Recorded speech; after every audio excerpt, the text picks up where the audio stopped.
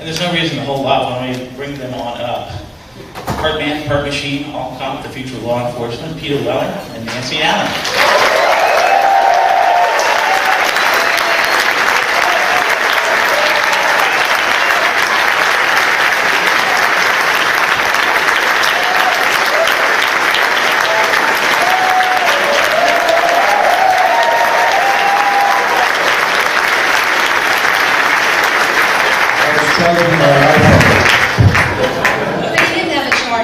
So he still needs me. Lewis saves the day once again. Don't fix anything, Lewis. Thanks very much for coming to DragonCon and the American Sci-Fi Classics track. We really appreciate having you here today. Why don't we start off with your earliest participation in the films? How did you guys get involved with Robocop? Go ahead. Well, I was sent the script by my agent and told that Paul Verhoeven was going to direct it. I really loved his movies, and I saw the script and I saw Robocop, so I called my agent. I said, "They're changing the title, right?" And I thought, well, okay, I'll read a few pages. This is probably stupid. And I literally could not stop reading the script. And I finished it, and I thought, I don't know what I have to do, but I have to make this movie. So whenever I met Paul, I read, there was a whole group of people there, I read with Paul, and one funny story is that he said, "Oh, you know, I'd like you to do whatever it was." And he was actually reading with me in it, and he said, "I'd like you to do X, Y, and Z with this character." I said, "Well, let me think about it." And I went out, and I came back, and I did what I thought he asked. I said, "Is that what you wanted?" He said, "No, but that was very interesting." That was my beginning of being involved. I felt the same way as Nancy. As a matter of fact, my agent until he retired a couple of years ago, said there is a film with a really stupid title and called Robocop. I said, "Yeah, man, that is a stupid title." Just so corny and on the nose. And they said, "Well, it's being directed by this guy, Paul Verhoeven." And I'd seen all of Paul's movies, and I knew that he was serious and invested and unique filmmaker. I'd seen Soldier Born, Fourth Man, Spetters. And I said, "No, man, this is probably going to be great." I read it, and like Nancy, I thought, this is funny and sad, and staggeringly sad. If you really look at the film, it's really sad.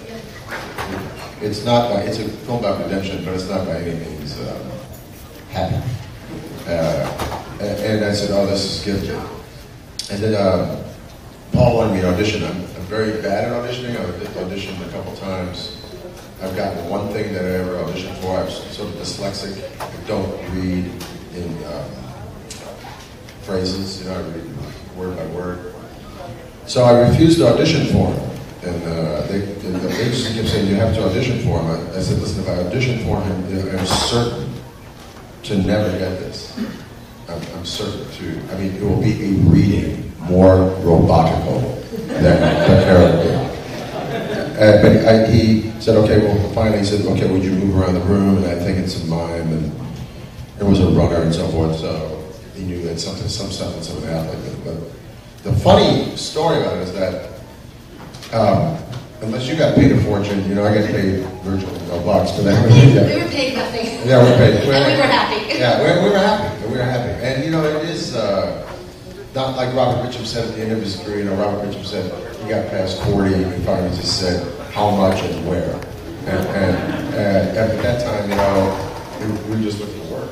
Yeah. And I was happy to be offered work. And while Paul was trying to make up his mind, I got this big hook from Dino De Laurentiis, the great Dino De Laurentiis, the first guy to ever sell in foreign markets, an amazing guy who later on, about 8 years later, I did a film for. And he set up that studio in Wilmington, North Carolina. I mean, all the shooting, sadly, is now stopped because of the stupid repeal of the tax rebate. But all the shooting in Wilmington, is because of Dino. And Dino is making a remake, King Kong Lives, or King Kong 2, or some crappy thing. That was King Kong Lives. That was crappy. Yeah. So my agent said, "Hey, Dino wants you." for this movie. And I said, well, how do you guys make it up? He says, when Dino calls up and says he wants you, he never reneges. You know, the money is something he'll just throw at you. But I think we should meet Dino because he wants to meet today. I said, well, what's happened to the Robocop thing? It's nice to be wanted by two people. It's always nice to be wanted, no matter where you are in your career. It's nice that somebody's offering something. I said, well, what about the Robocop thing? He said, you know, we're expecting an offer from Orion, but today or tomorrow, but we don't know. But I think we should meet Dino. I said, okay. And so I went to his office there on Wilshire Boulevard. You know, Dino's a small man with big energy. Everybody see me? You know what I'm talking about here? You all know Dino. God bless him. He's a legend. And a big guy, and a big personality, and like a child in the movies. And when I walk in, you know, it's like I knew him for 20 years. He acted like I'd never met him in my life. He goes, Peter Weller! Peter Weller! I said, nice to meet you. And I didn't speak in Italian then. I didn't even go in there and speak it. And he said, sit down. And I said, yeah. And then he looked at me in the eye and said something I'll never forget. How much money you want not to do this stupid robot movie?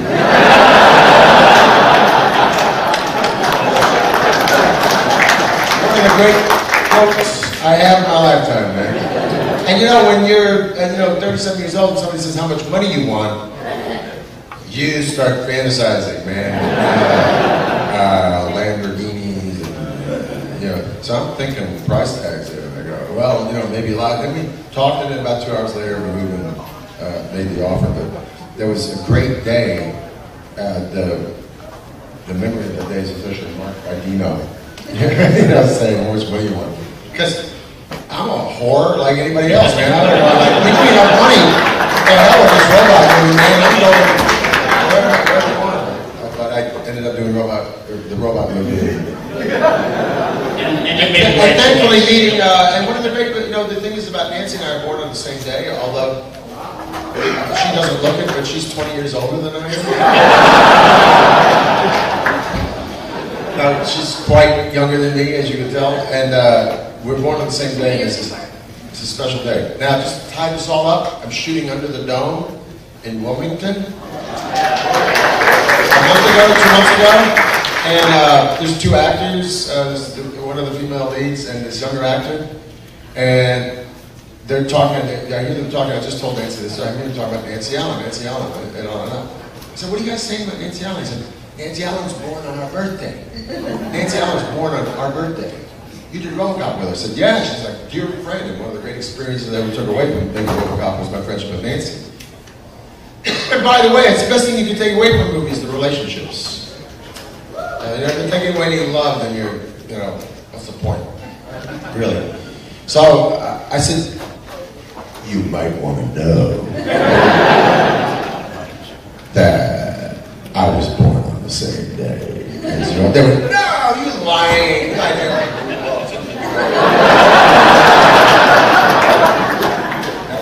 What was it like when you and Nancy got your voice? You're drunk. You know, as you bring forward this special day. And something, a little trivia. So we're both born in the sign of Cancer. So is Paul Verhoeven. That's right. So is John Davison. So is the production designer. And the movie, Kurtwood Smith. That's right. Under Cancer. And the movie opened under the sign of Cancer. That's right. Very woo-woo. Yeah, very good. Very good. But you know, us cancers were all so happy about that. That we were all cancers and the movie was a cancer. And we started shooting under the sign of Cancer. So. That's right. Clearly it was meant to be. Nancy, I wanted to ask you about your part. Ann Lewis was kind of a different thing than you had been doing in some of your other pictures with Carrie and Blowout and Dressed to Kill. It was essentially, it might as well have been a man almost, and it was a sexist part. There was no romance, anything like that. How is it? Is that what drew you to the part? Well, of course, like we said, I just love the script, never read anything like it, and I felt connected to the character. My father was a cop for 30 years in New York, so I felt like, I know what cops are, I get this. And I really, the way it was, there was kind of a different vibe about it because it was supposed to be very futuristic, so, and actually in the script it said, and she takes off her hat, her helmet, and her hair cascades down, which, obviously, do you remember that? Yeah. Anyway, then it changed, so, I desperately wanted to do it. I mean, because I felt drawn to the piece, drawn to that character, their relationship, partners, because I'd heard my father talk about his partner, and but you know, that's the kind of role when you, especially then, in those days when you played X kind of role, they had a really hard time separating you out from that and seeing you, but I'm very fortunate that I was given that chance. Right. In fact, Stephanie Zimbalist was going to play. Yes, First, right? she was. And She I was? remember when I heard they said you didn't get it. Stephanie She got Zimbalist it. Jr. is how I did call her. Yes, I I said- Zimbalist without Jr. I said, that's not right. This is my part. How did this happen? Well, it all worked out. Yes, So. absolutely. Robocop was Paul Redden's first English language film, and I know that he. No, what was the Rutger Hauer movie with Michelle Pfeiffer before that? Lady On? Yeah. What is it? Lady Hawk, But yeah. this was... I think this was his first film made in the United States. Maybe it was made in the No. United States, that's what it was. Yeah, Flesh and Blood, Rutger Hauer. Have you all been to the movies? Michelle Pfeiffer, Rutger Hauer movie was an American movie, but not made in the States. I see, okay. My misunderstanding there. How is it working with someone who's not quite used to the Hollywood system? We were just talking about that. Many would almost don't. Yeah. But good timing. He is a gifted guy, man. I mean, he's nuts on the film Mad set. genius. Yeah, Right? mad genius. I mean, he's one of the most pleasurable and intelligent people you want to have dinner with. And on a film set, he goes a million miles an hour. And his constant thing. Paul McCrane does the best imitations. Everybody was doing Paul imitations, but Paul McCrane could do the ones, And you go, why aren't we shooting? And so I'll say that sometimes because I direct a lot of television now, but he's a mad genius, yeah. He, he would, we were really lucky because even though it was hideous, lighting, it was fluorescence, they just had these banks of fluorescent lighting. And then Jos Vacano, who had really set up his own mechanism for shooting, so you could, we could do it like a play, we could go anywhere and do anything once they set up the lights, so it was always in motion. You never really felt like there was a time when you were sitting around really waiting for something to happen, except the first day they put him in the costume, but... That was a long time. But, Paul, there could be 1, 2, 10 people in a scene, and he would go, he acts out every part, and he'd say, but don't copy me, I can't act. Yeah, but don't do it like me. Yeah, I don't do it like me because you do it better, I can't act. But he would find subtleties in things, in moments that I don't know, that would really make it special. You'd think you'd want to go big with something, but he'd bring it really small. Yeah. And it would be so much more depth to it.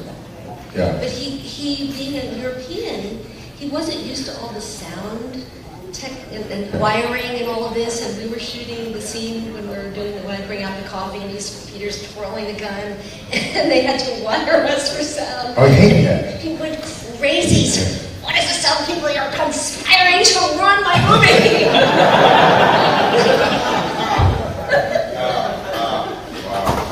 Yeah, but he was.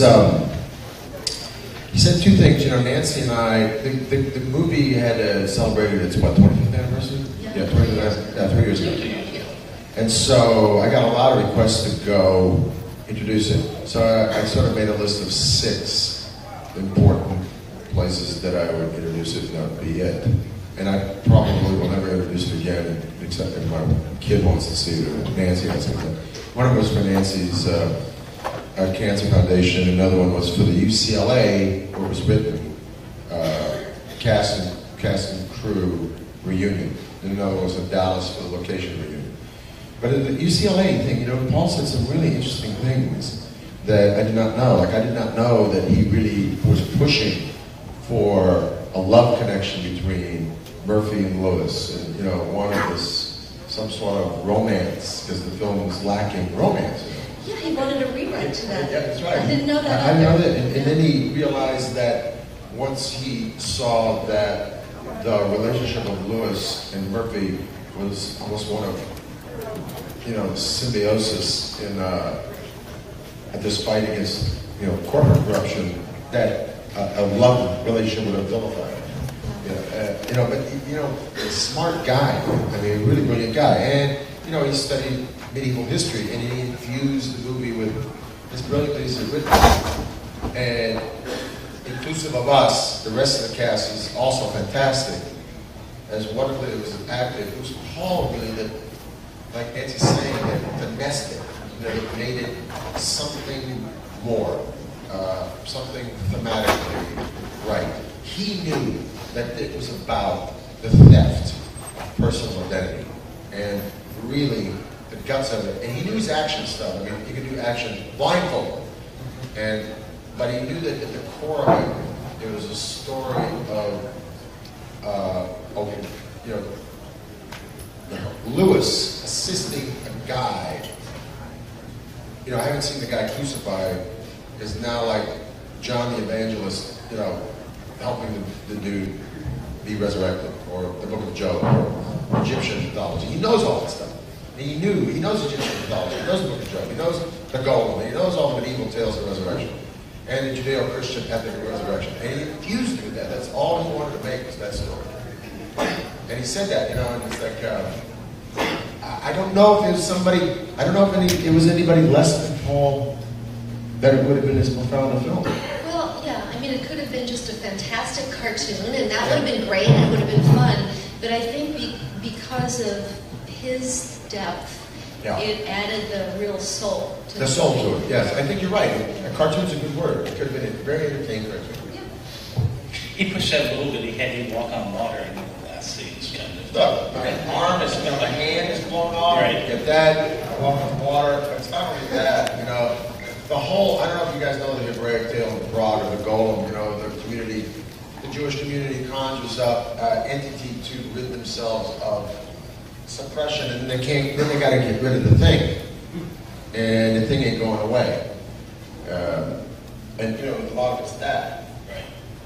Speaking of the thing that wouldn't go away, we have to kind of talk about the suits and your journey from outside the suit to inside the suit and back again. How did that? There's a lot of drama. Yeah. I was doing the Third World, the 3-box set, 2003 or something like that was being released. I flew to London to do some stuff, and a guy from, Slovenia or something, I guess, said, you were fired on a Friday. Paul says, he called it, I wanted you fired. And I said, I knew we had a battle about the suit and about his fear of me.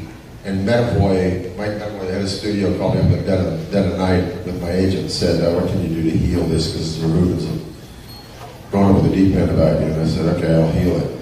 But I didn't know that he'd fired me. And he already had another actor, I think it was Michael Bean, laying in wait to replace me. I've never heard any of this. Yeah.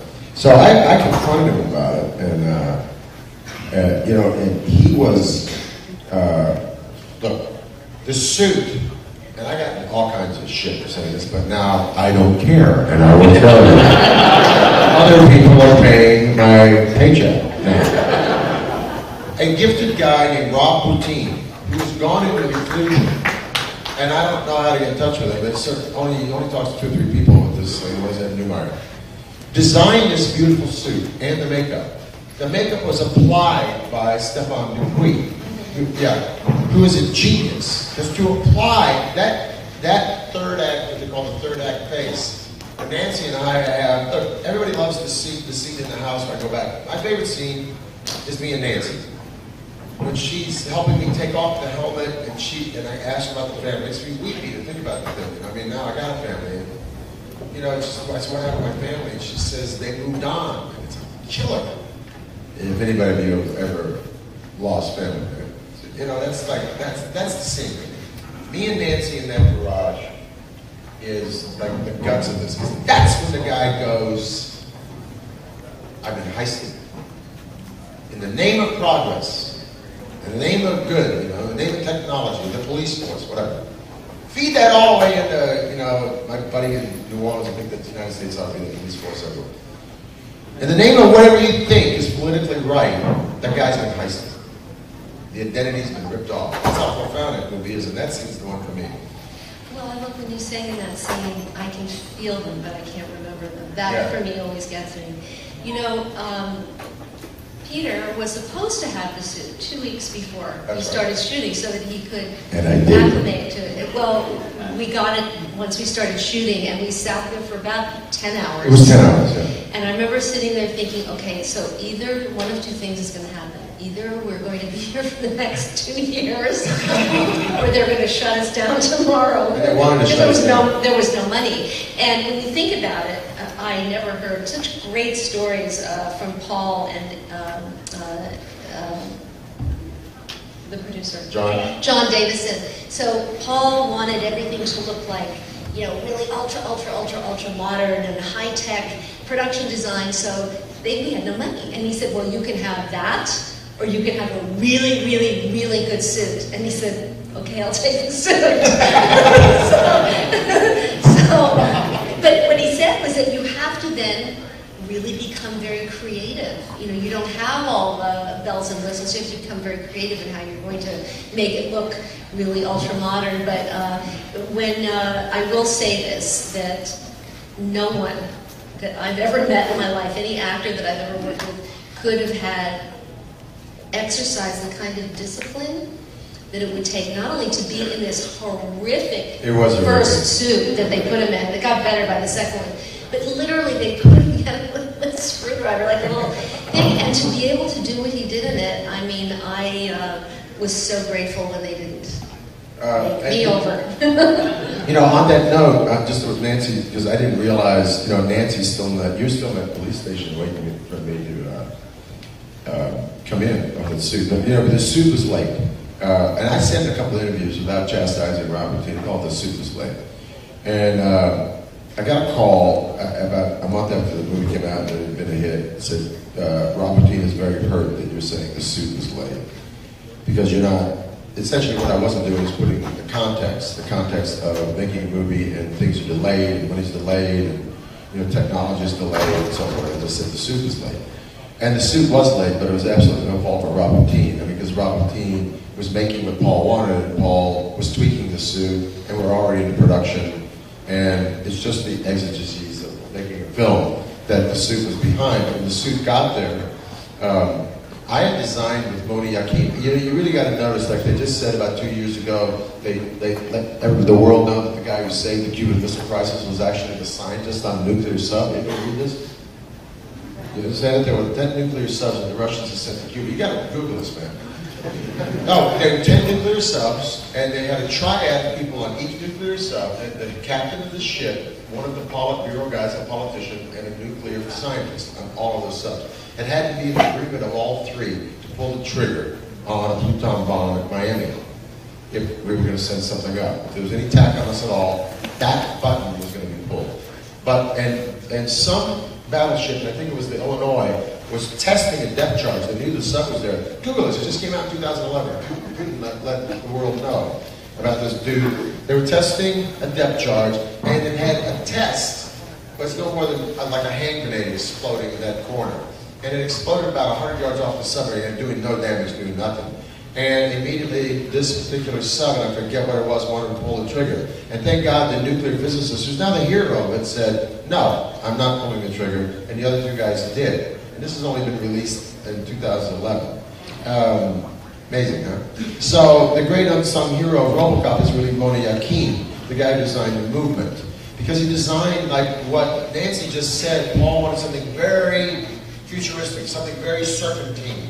You know, almost like Spider-Man, you know. So I was working for 6 months on this mind that was very, very liquid and legato-like. And then this suit came, and we couldn't get it on. The inner suit was totally, I couldn't get it on. The inner suit was a wetsuit, and the outer suit, this is the first time that Rob Boutin and his team ever got to try it on me. And the meter was sticking. And it took 10 hours to put it on. And we were dead. So they shut the thing down. They said, okay, we've got to see what we can do over the weekend. So they called this meeting with me, Paul, John Davison, the Robo team. And thank God, Bill Bernstein and Menavoy flew in Moni Yakin. And Moni Yakin was the only calm half Israeli, half French mimes, starting with Jean-Louis Moreau, Marcel's buddies, the head of the Juilliard. Only calm voice. Because the first thing out of the thing is like, I took another 3 hours to put on the suit. And Paul said, Paul the expression, I suppose we're fucked. I suppose we're fucked. And it was depressing to hear her. And he was yelling at Rob. Rob's a very sensitive guy. He was yelling at everybody. Everybody's yelling at each other finally. And Moni was like a port in a storm. You know, Moni just said, he's just telling comments is okay to Rob with the wetsuit. You know, he finally they gave him the floor. So take out the elbows, take out the knees, take out anything where there's a hinge. They got to loosen up the wrists, loosen up the shoulders, loosen up the... They started cutting like crazy. And then I could move. And then he took me aside and said, we have to take everything we just learned and slow it down and really articulate. Really articulate. So I started working on it. This feels so phony, man. It feels like bad opera. You know, gargantuan, stupid. He says, you have to do it. It's the only way this will work. I said, they don't think it's going to work. He said, don't pay attention to Paul Logan. He's Dutch, and the Dutch are depressed.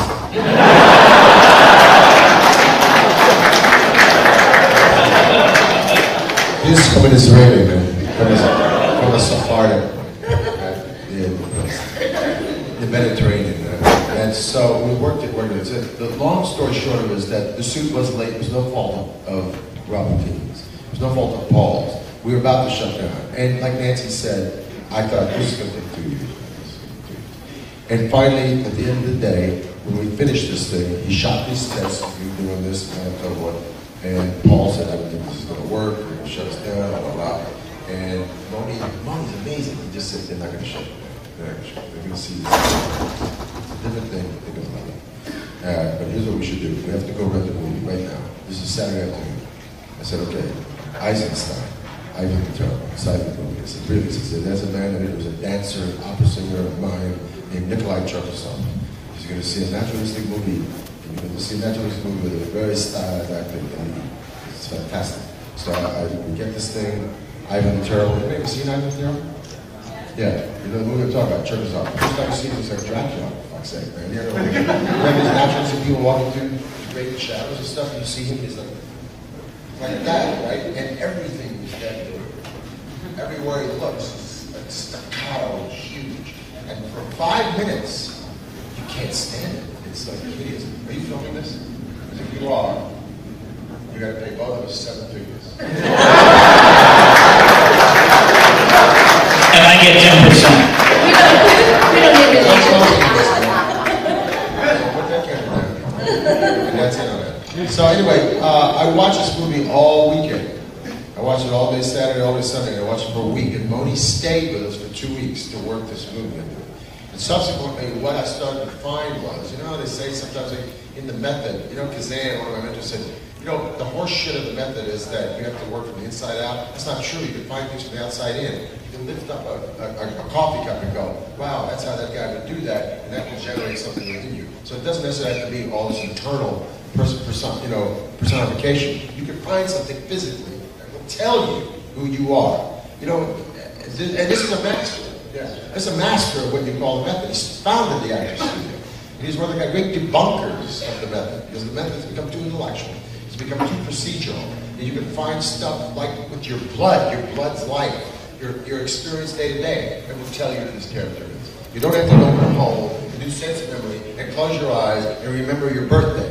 You don't have to do that. And that you can if it works for you. You can find it otherwise. And so as I was generating this stuff, and the first scene with Nancy, when I come in and Nancy was watching me in the office, is not very good because it was that night. And I didn't have the arms right, the shoulders right, I was a little shuttered that way. But once it started working, I started to feel something organic with this thing. I'm not kidding. I started to feel like lost, like an animal, not like a wild animal, but a lost, indescribable, organic thing. A thing with no identity. And that thing that Moni brought, because, and they say in Chinese, look, it's not bullshit. It's 4,000 years old on a wall. You know, crisis is the same word as opportunity. You know, that crisis generated something else. it generated that character. At a time when we both thought that movie was going to go, it was impossible to do something that rose out of Phoenix. It was marvelous. And Nancy said to me yesterday, you know, we're thinking of like the horror or the difficulty of making that movie. And there was nothing horrible about it, really, except the strident energy that took to make it. You know, there's no big... It was brutally hot. It was down. Brutally hot, it yeah. was just so difficult. But nobody died. There weren't any big shutdowns, and the car didn't crash wrong and all that stuff. It was just brutally hot and really trepidatious. But at the end of the day, you know, the movie moves on. And it's a story. You know, Mine, when you're making something that you know is good, and you start to see some of the dailies and you go, oh my God, this is incredible. Yeah. I really could never have imagined that it would have the wide appeal that it had, but it infuses your energy and passion, and it's such a great team. But, you know, like Peter said, they're paid nothing. I've worked on movies where they paid a bundle, and every day is excruciating because you know what you're doing is just going to be awful. How many days left? Yeah, that's right. Yeah, I've been on those. Yes, they pay you a fortune, and you're going, why am I here? We were really sorry to say goodbye to each other, all of us. It was just really... Yeah, it was special. It was really neat. I felt the same way that Nancy did. You know, I really knew I was making something, whether or not being marketed right or never, that's all in the hands of those people. But while we were doing it, I knew that, particularly when you said, you know, about Yost. Did anybody see Das Boot? Yeah, Yost. So Yost, you know, a lot of people think that Robocop, all those beautiful hinging shots, the car going one way, people going the other way, people hinging into a room, is all Steadicam, but it's not. Yost devised and patented a gyro on the bottom of an Aeroflex 3. So it was a gyro, it was just a handheld camera, but it had a gyro in it to keep the head of it stable, so you can go wherever you wanted. And Das Boot, he is really running through that submarine. You know that? All those guys hinging through the thing, you know, from one end to the other, he's running right after him with that camera. And so Paul would get that great stuff, you know, and they lit it with this phenomenal, like Nancy said, it's like, you know, I didn't know how he was lighting. They'd throw up these iridescent things, 4 of those, just bleached out, weird stuff. It was phenomenal. And just a little side note here, you know, you heard about the suit and all of that, and as you probably noticed, Peter's not that complicated kind of a guy, but anyway, just to keep things interesting while we were doing this, in this horrible suit that was literally crippling his body, he was also training for the New York Marathon, by the way. He does not keep things simple. Yes, and you know, at the last second, Paul wanted to shoot on a Saturday. We were in Pittsburgh, and I was training for the New York Marathon. I was running like a lot of miles a week. And at the last second, Paul was saying, I think that we have to shoot on Saturday. And John Davis, bless his heart, said, that's the day that Weller asked 4 months ago for the New York Marathon. And this is what I did. Paul said, well, I don't know, we have to shoot. I think maybe you can run the marathon. And God bless John Davis, and he said, Paul, his entire crew has made gifts for Peter to run on the New York Marathon. If he does not run the New York Marathon, he will have a double. He has an entire crew member. And he goes, oh, okay, well, I think he should run. I can remember coming back in the car with my driver one day. We were in Pennsylvania, and I was like, oh, there's Peter running. By abandoned steel. We're going to take some audience questions here in just a moment, so if you guys want to, we've got somebody with a roaming microphone that's going to come down one of these. And if you want to line up behind the microphone, we'll take questions. But before that, I wrote for SFX Magazine a feature called Afterlife, which is 7 questions about your most famous characters. I figured I would just do this with you guys. Real quick answers, 2 or 3 words at the most, okay? While they line up for the questions, would you guys like to play the roles again, Murphy and Lewis? Heartbeat. Yeah. Say Murphy, but not Robocop, right? Yeah, you know, if you asked me this 10 years ago, I wouldn't, because the discipline that it took, just the preparation of it, was just sort of backbreaking. And after I finished it, because I was training for the New York Marathon, I was on a macrobiotic diet. I would run, like I say, 40, 50 miles a week. And getting into that suit was I finally fell in love with it. By the way, the face at the end of it, took 6.5 hours just for the face. It's the single longest prosthetic piece still in the history of film. It took 6.5 hours, and it only had about a 3-hour shelf life. And one day they kept Peter sitting, and the face started melting, so he painted polka dots all over it. I have a picture of that. That's right, and Paul, was told us that he didn't believe it, so the first time I put it on, it started melting. And then they said, Paul, you got to shoot this out. So listen, we got this suit down in an hour and a half. It took an hour and a half to put on the suit. It took 6.5 hours to do that face. I had to have 2 days off after that face because it took an hour and a half to take the face off. And after all, my face, after you took it off, no matter how delicate it is, my face was full of welts. So they couldn't shoot it again. So they'd have to wait 2 days. So it's 27 days for that face. So, plus 2 days down. And 6.5 hours for the face. Another hour and a half, put the suit on. So I'd worked an 8-hour day. By the time the crew came, I would be going to work, man. When the crew would be going and drinking. Hey, have a good day in the chair, So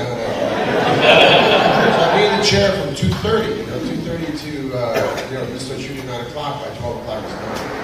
But I would do that in a second. I don't know, but I just finished the PhD. I gotta say, PhD is the longest, hardest gig I've ever had. Congratulations, Doctor.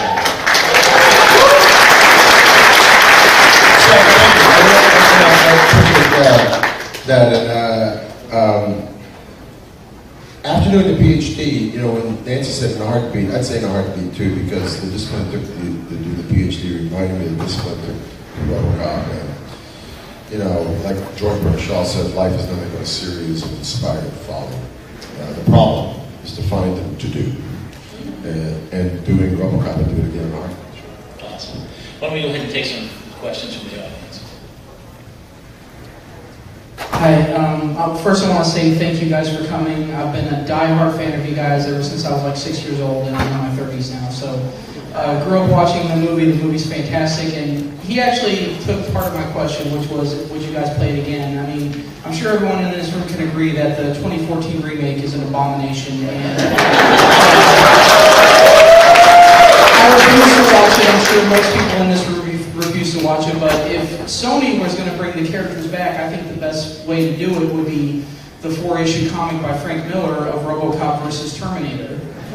And I would love to see you reprise the role for that, but if you decided, that you weren't going to do it, would you choose someone else? Like, could you, if they said, Peter, who would you choose to play, to fill the shoes that you've created of Robocop, which is legendary? Who would you pick for that role? Look, there's something to be said. There's something needs to be said about the remake of Robocop. And here's the deal with this: when you see a film that lasts and lasts and lasts, that's anthropological, that you can pull up, in 200 years, and you can bring the age of technology. What was it like in the beginning of the age of information? What was a cop movie like? And you wonder why it lasts. It doesn't last because of the heroism in it. It does not last because of that. And in all deference to, I just want to give the second Robocop its due.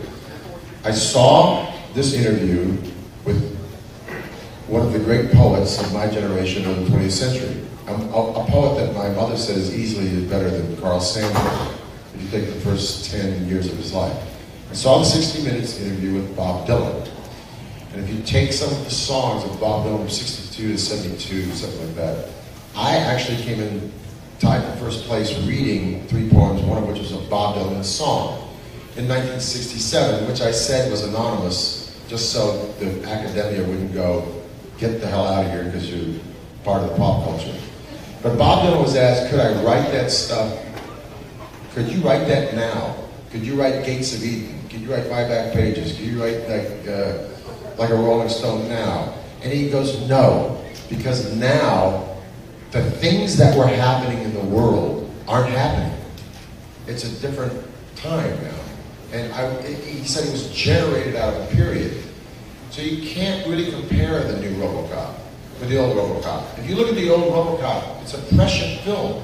It's about, forget your politics and the morality, and it's about corporate deprivatization. It's about trickle-down economics. It is about a social history. I've asked over and over again, I'm telling you, every time I sit down in front of a mic, did you foresee the problems with the third world and the WTO? Have you foreseen the West stealing the identity of the third world? Have you seen the rate of shell oil in Nigeria? Did you know this while you're making it? Fuck no, I didn't think that. And I'm going, really? You got all that out of it? Verhoeven did. Verhoeven saw it. Verhoeven saw the whole thing, man. The individual is being raped and looted in the name of progress. And that was the beginning of that.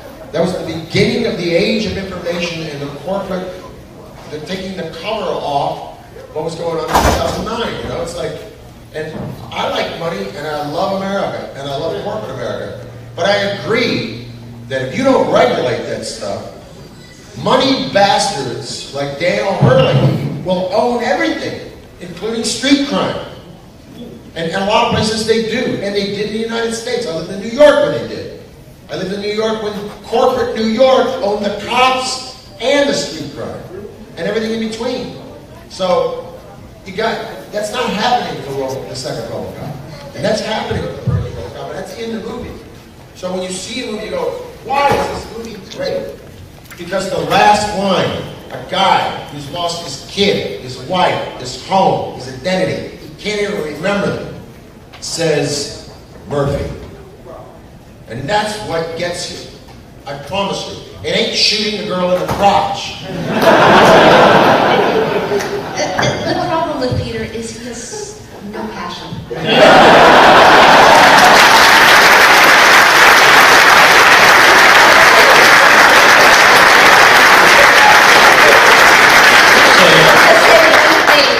Being a crazy movie fan myself from the time I'm a little girl, when you have, I mean, there's certain things that you can make again and again and again. You can do Romeo and Juliet 5,000 times. There's certain things that are just classics.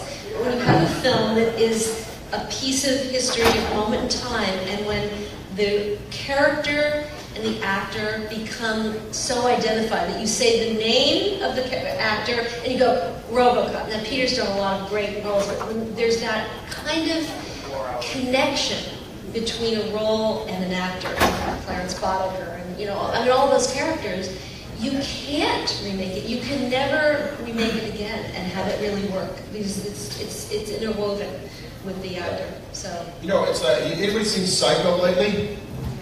The Exorcist, right? Okay, those are considered now by the worldwide wire service of critics as two of the 6 most frightening movies ever, and they're regenerative frightening and brilliant.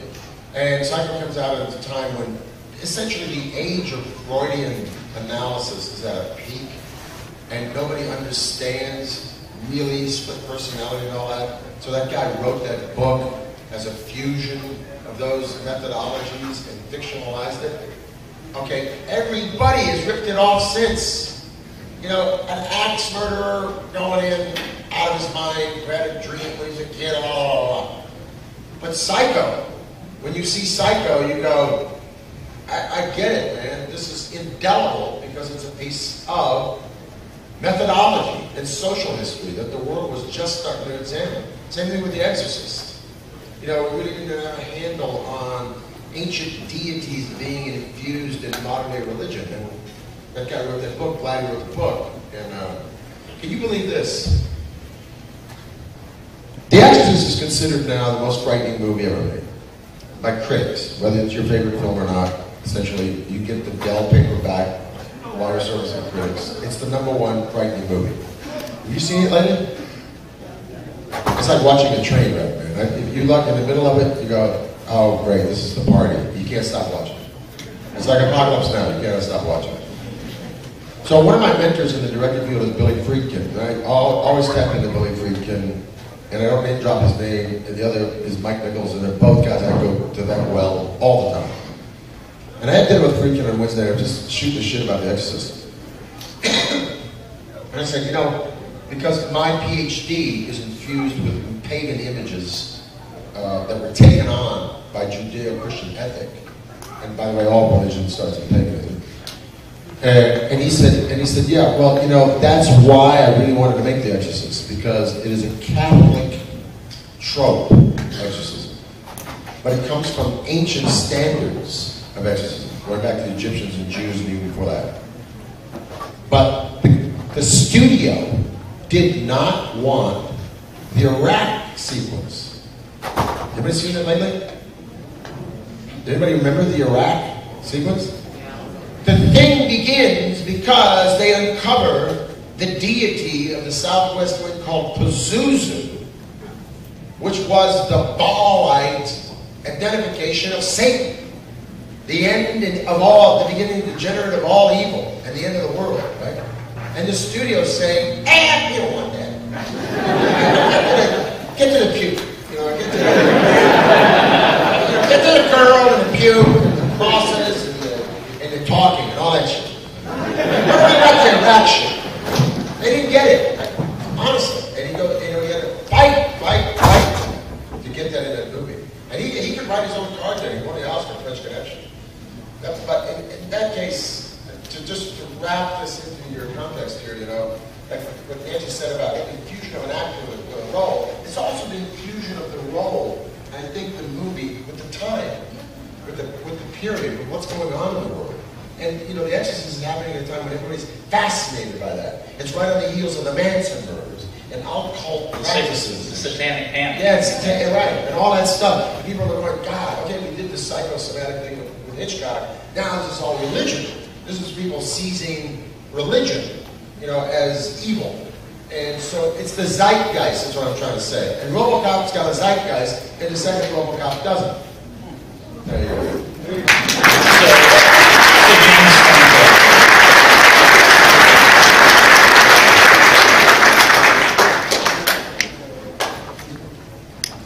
People pay a lot for these lectures when I give them.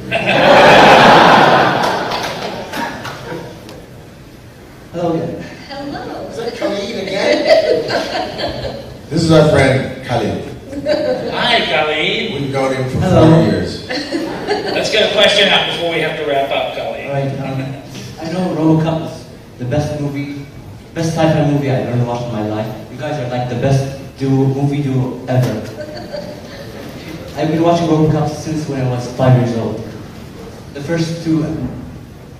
Alright, this is what I've been wanting to hear my whole life. You've been watching it since you were 5? Yes, I did. Your parents should be shocked.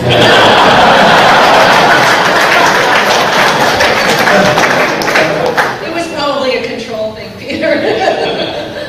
Alright, can you say any of your favorite lines from Robocop?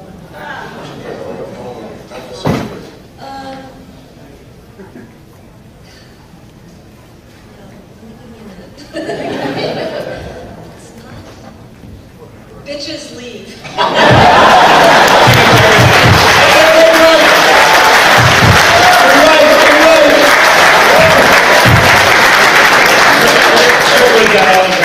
You're right. And you know what? I now think that that's on a tie for mine. And it's funny, neither one of those lines do we say. Because mine is this. I can't even do this. Dick, I'm very disappointed.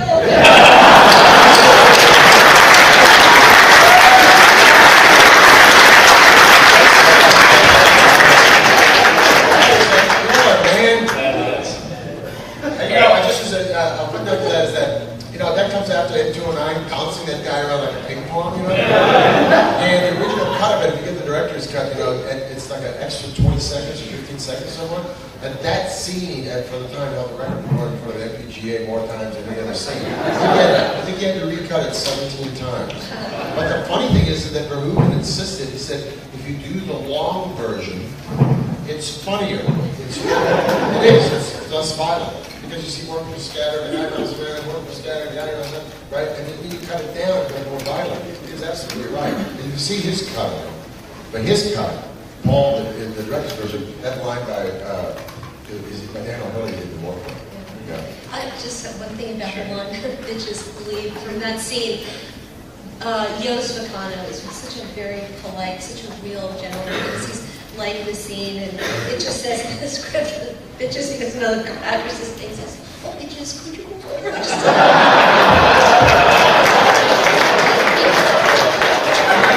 He called them bitches because these bitches did. Bitches come.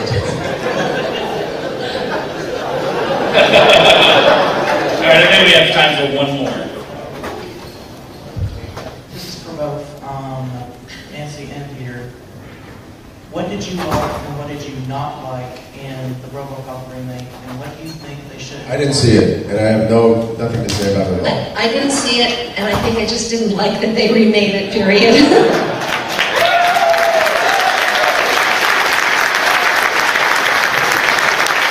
So you have another question that has nothing to do with the second with the remake.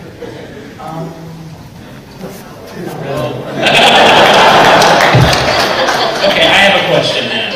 What is the strangest request you guys have ever gotten from fan?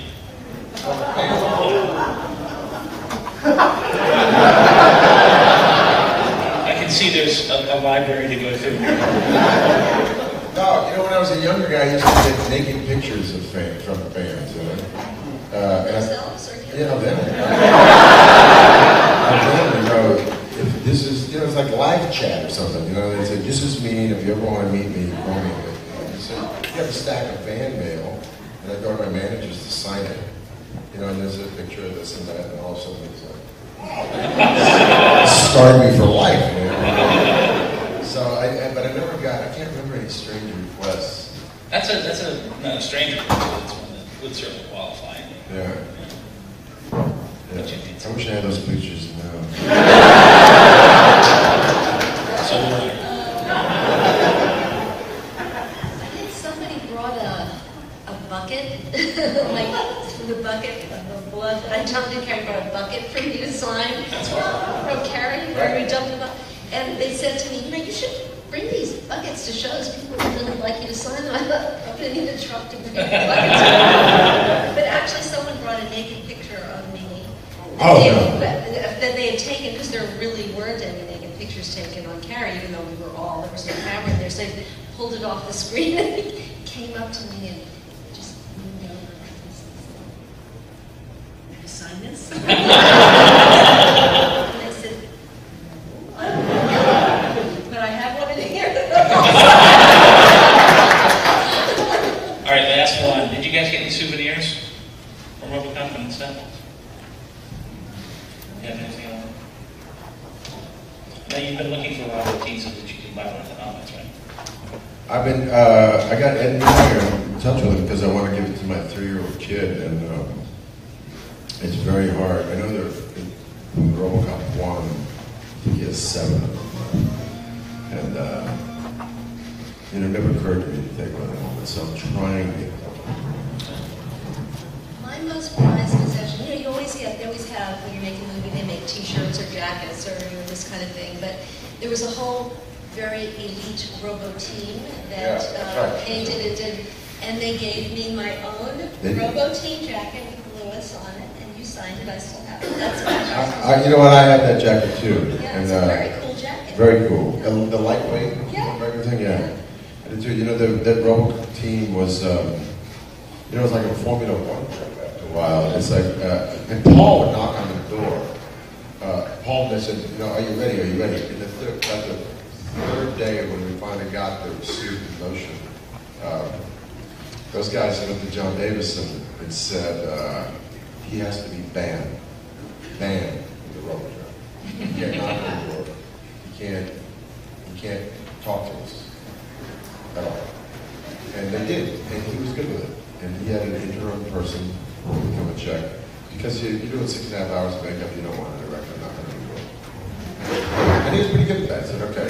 He's like sort of saved by his, saved from his own insanity, you know. I realized that, yeah, that's that I'm not allowed to go there or something else.